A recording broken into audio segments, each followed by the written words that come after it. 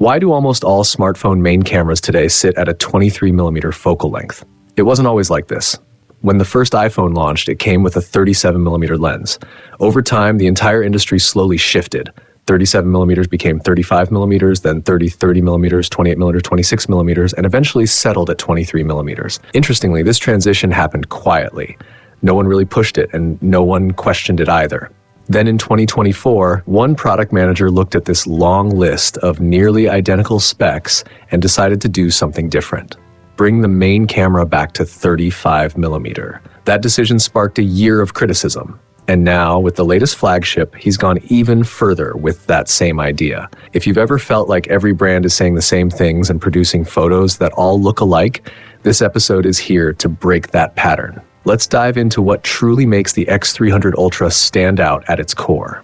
A quick shout out to my tech partner from China for sharing this video. A big thank you for making this possible. Hey everyone, it's Maiky from techmaiky. If you love staying updated with the latest gadgets, make sure to subscribe and hit the notification bell so you never miss out on our exciting tech content. At the heart of the X300 Ultra, there's one thing that stays the same and three major upgrades.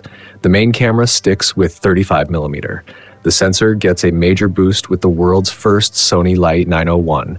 Telephoto stabilization jumps from CIPA 5.0 to CIPA 7.0, and there's a brand new 400mm teleconverter lens, the G2 Ultra.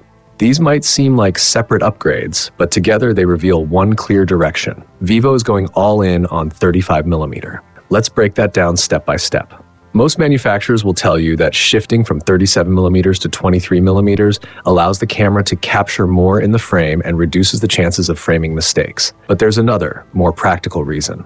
As sensor sizes grow, camera modules naturally get thicker. By shortening the focal length, brands can keep phones slim while still improving performance. So why is Vivo doing the opposite? As we discussed earlier, it's chasing a specific visual philosophy, a focal length that feels closer to how humans naturally see and capture moments. But this choice comes with real trade-offs. It's not just about making the phone thicker, it creates a ripple effect across the entire camera system. Other brands typically use smaller sensors to cover ultra-wide ranges like 14 to 23mm, then rely on their main strengths beyond that range. Vivo, however, pushes its ultra-wide lens to handle everything from 23mm to 35mm. On the telephoto side, others might start at 50mm and add a secondary lens at 75mm. But since Vivo already begins at 70mm, adding 75mm doesn't make sense, so they jump straight to 85mm. To make this setup work alongside a 35mm main camera, the sensor has to be significantly larger. But a larger sensor means a thicker module and greater engineering challenges. While other brands use powerful 90mm or 100mm sensors, Vivo relies heavily on its 85mm system. That raises important questions. Can stabilization keep up? Can it handle demanding scenarios like bird photography? This is why 35mm isn't just a simple spec change. It reshapes the entire camera system. Every lens has to carry its own weight. Nothing can just be there for the sake of filling space. When the previous generation launched, it used a Sony LYT901 1.28-inch sensor in the main camera. That was already pushing the engineering limits for a 35mm setup within a 15.6mm thickness.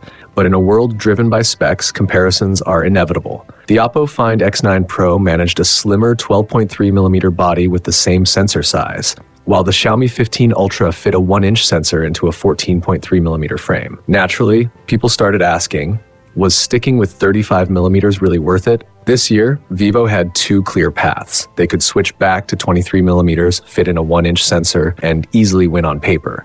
Or they could stay committed to their vision and push it even further. They chose the second path. Not only did they stick with 35mm, but they also increased the sensor size from 1.28 inches to 1.12 inches, introducing the world's first LYT901 200mm peep show sensor. That's a 30% increase in sensor area, all while maintaining the same 35mm focal length and f1.85 aperture. The phone itself is slightly thinner by 0.2mm, but the camera module is actually 0.7mm thicker. So what does that extra 30% really give you?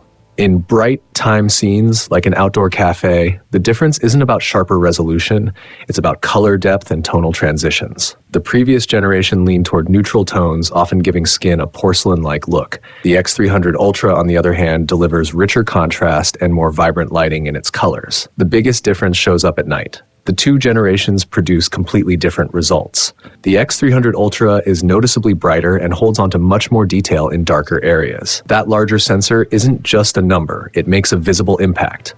At the same time, the older model sometimes feels more faithful to the natural atmosphere of night scenes, though its color accuracy falls slightly behind. Whites can look a bit blue, and reds may shift toward orange.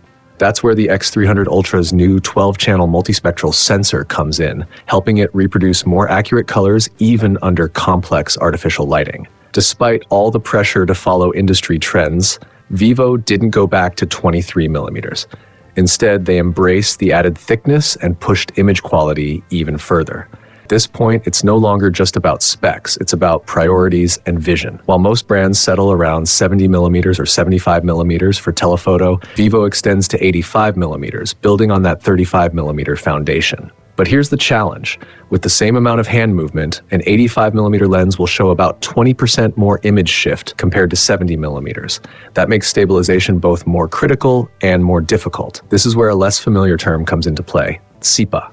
Defined by the Camera and Imaging Products Association, CIPA measures how effectively a camera can stabilize an image under controlled vibration. Each level essentially allows the shutter speed to drop by half while still keeping the shot sharp, meaning better low-light performance. The previous model offered CIPA 5.0 stabilization. Competitors like the Xiaomi 17 Ultra and Oppo Find X9 Pro haven't publicly shared their ratings. But the X300 Ultra takes a big leap forward, reaching CIPA 7.0. In practical terms, the optical compensation angle increases from about 1.2 degrees to 3 degrees, delivering roughly 2.5 times better stabilization. Achieving this isn't about software tricks, it requires physically larger components inside the lens module. The OIS actuator has to grow because greater movement needs more space. And when you run the numbers, the scale of this upgrade becomes very clear.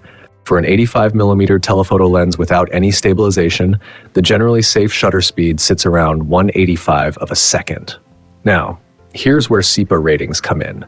With every step up in CIPA, you can effectively halve the shutter speed and still keep the image stable. At CIPA 5.0, even if you slow things down significantly, you can still capture a steady shot. And that alone is already impressive. But with the X300 Ultra pushing to CIPA 7.0, things go to another level. In theory, you can extend the shutter speed all the way to about 1.4 seconds. Shooting handheld at 85 millimeters with a shutter that's slow sounds almost impossible for a smartphone, but in our real-world tests, it actually worked. We set the shutter to 1.4 seconds and shot handheld, and surprisingly, some of the images still came out sharp. To make things more controlled, we mounted both the X300 Ultra and the X200 Ultra on the same rig and recorded simultaneously at identical shutter speeds. Then we introduced the same physical motion along both the X and Y axes. The difference was obvious. The improvement isn't subtle, it's dramatic. If the previous generation's telephoto felt usable but slightly limiting in situations like concerts or sports, this new version feels ready to go straight out of the box. This isn't a small upgrade, it's a full generational leap that completely changes how practical an 85mm telephoto lens can be on a phone. But what happens when you go beyond that telephoto range? Devices like the Xiaomi 17 Ultra stretch to 100mm, and Oppo Find X9 Pro goes even further to 135mm. So how does Vivo compete with just 85mm? This is another challenge created by the 35mm centered system. The telephoto lens has to cover a much wider range on its own, and physically, 85mm is still 85mm. There's only so far optics can go. Last generation introduced a 200mm teleconverter, and at the time, many people, including myself, thought it was more of a novelty. After all, external lenses on smartphones have never really taken off. But this time, Vivo didn't just keep it, they pushed it further.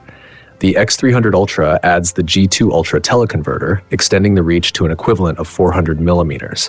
It features a complex optical structure with 14 elements and even includes a geometrical lens, meeting APU optical standards while supporting full 200-megapixel output.